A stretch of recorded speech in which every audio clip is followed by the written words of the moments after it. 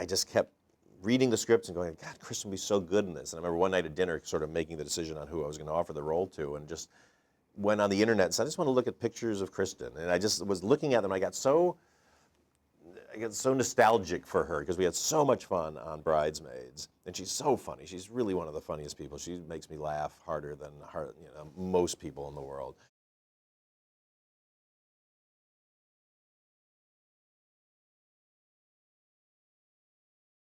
I'd already brought Melissa on at that point, and I called her up and said, like, I'm thinking of casting Kristen, and Melissa said, nothing would make me happier than if you could get us back together again. And so that kind of chemistry and that kind of, joy, you can't not play into that.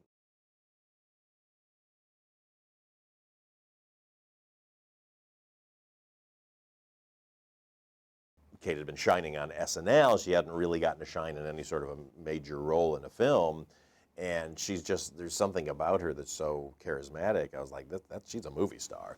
And so that was a real easy decision to put her in this.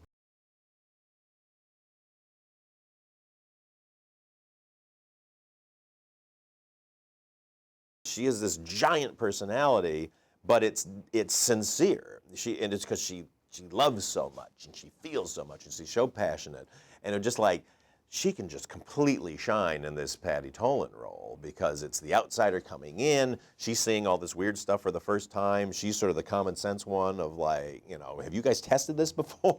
And so it just felt like comedically that would be the greatest showcase for her because that's all I care about is I want to cast the funniest people I know and then what role can I put them in where they will just shine?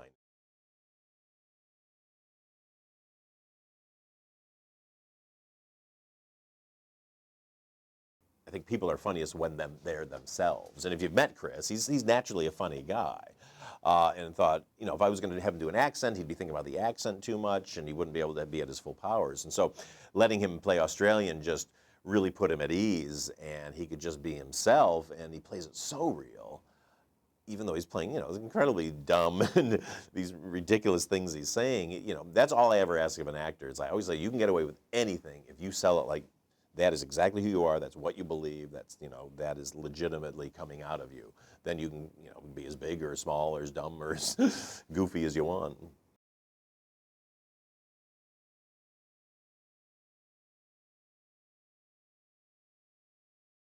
Katie and I are very good writers. We know comedy. We've been doing it our whole lives. But at the same time, we're not living, breathing versions of these characters. And when I get cast these funniest, most inventive people in the world, I put them in this character, they're going to immediately know that character better than I do. And all I can do is then go like, oh, try this. And I now, as an outsider, go like, oh, I see what's funny. When you guys have this dynamic, there's something really great about that. Play on that, within the context of the scene. You know what you need out of the scene. We know we need to go from point A to point B.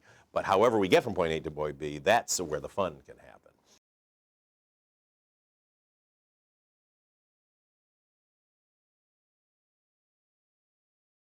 I'm the worst offender of ruining takes by laughing. I'm just, I wouldn't say I'm an easy target because I don't laugh at much, but when I have the funniest people on the planet sitting in front of my cameras doing funny stuff, it just destroys me. And again, these are people I've hired because they make me cry with laughter, so I'm constantly laughing. And getting yelled at by the actors. Like, Melissa's always like, Paul, I can hear you laughing. Like, I'm sorry, I thought I was trying to control it. I thought maybe you wouldn't hear me. She's like, you're sitting right there. You're literally sitting 5 feet away from me. So I get thrown off the settle. My video village always seems to move further and further away.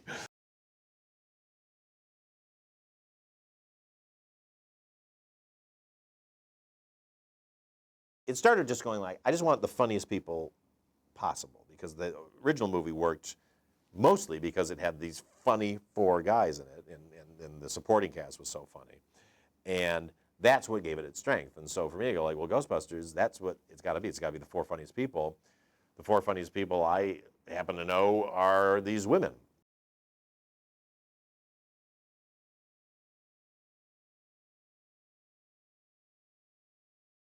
To see young girls, 5, 6, 7 years old, making with their parents their modern day Ghostbusters costume and putting on their modern day proton pack and just striking these poses and looking fierce and looking so cool, and you just go like, oh my God, this is so empowering for this next generation to be able to do this.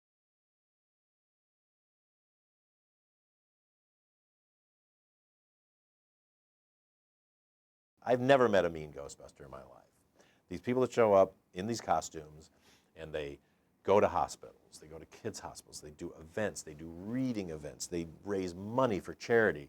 It's the most wonderful community you've ever met in your life.